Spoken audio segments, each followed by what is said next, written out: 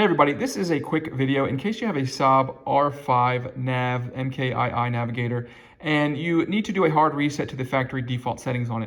Now there's kind of two reasons you would want to do this.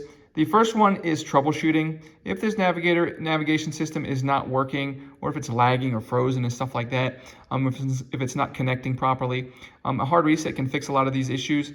Now, you're going to have to set it up again, and that's the second reason you might want to do this.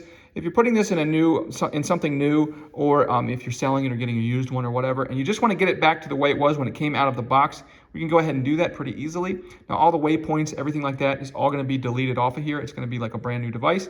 But if we want to do that, we can do it actually straight from here. We're just going to go to our main menu, and from main menu, we're going to select maintenance, and then from maintenance, we select factory reset.